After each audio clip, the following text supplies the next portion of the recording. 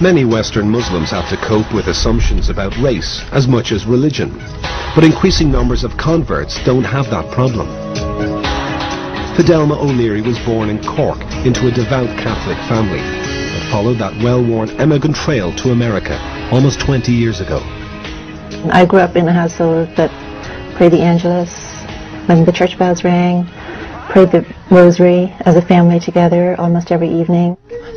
For Mom and Dad, you know, being Catholic wasn't just about going to Mass on Sundays. Being Catholic was something that happened every day.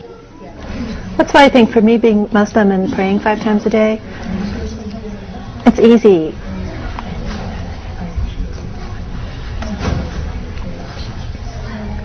It was a process of becoming disenchanted with the church. I just pulled away from being a traditional Irish Catholic.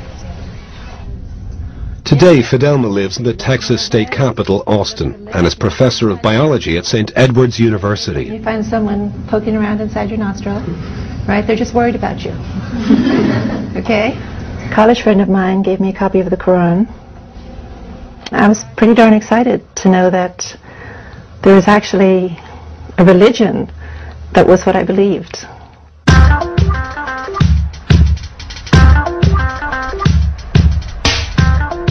I've been Muslim for about 25 years, and I can remember a time when I was the only convert I knew.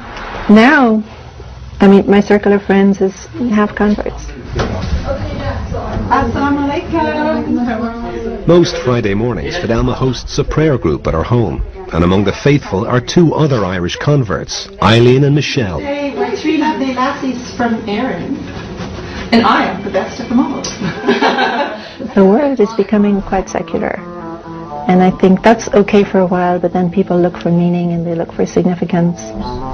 Jesus said, "I am indeed a servant of Allah. He has given me revelation and made me a prophet." It's a very simple message. At the end of the day, it's a very simple message. There's God. Worship God.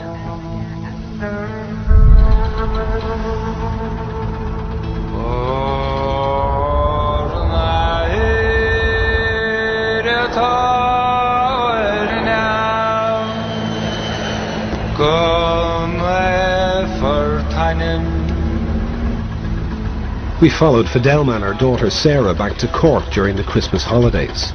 The journey would deliver an intimate encounter between a modern Muslim and Catholic tradition. When I first told my family I was Muslim, it was difficult for them to hear. They identified very strongly with being Catholic. It was hard for them, and they knew nothing about Islam. You talk about misrepresentations of Islam now, well, go back to Ireland in the 70s and it was more harshly misrepresented.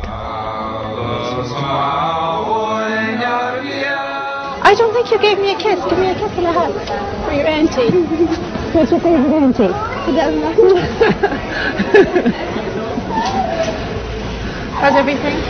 Great? Yeah. Great?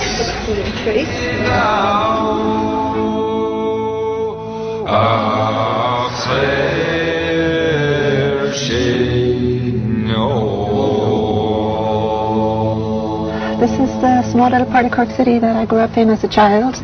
During my childhood, Ireland was completely permeated by things related to the church and Catholicism, and I think, you know, growing up next door to a church seemed completely natural.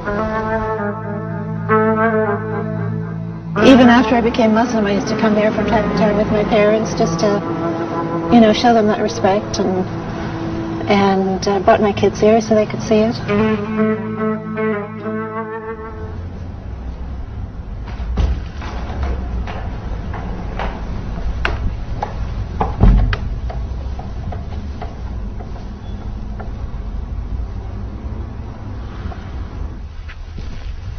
I'm kind of shocked at myself to remember that I used to go and kneel in front of these statues and pray to them.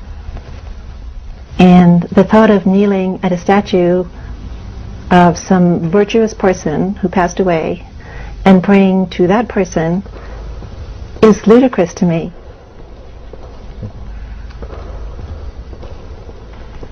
Well, one of the things I loved and still love about Islam is that the relationship with God is direct. It's me and my Creator. And I don't require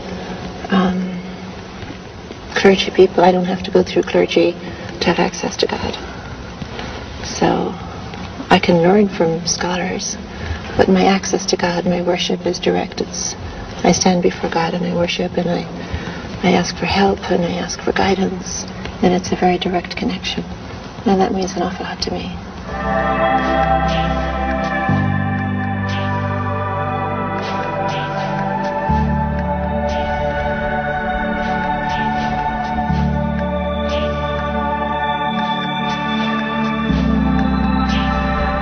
What we have in the Quran is we have hints at the magnificence of God.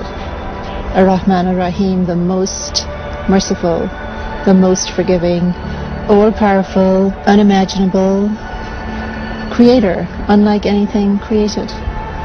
So I think it's a human tendency to always try to imagine that God is like something created that we can see or hear or taste or touch. But the creator is nothing like what was created.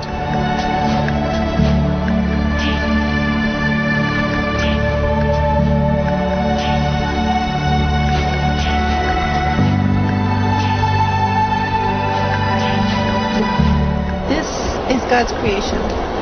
Yeah.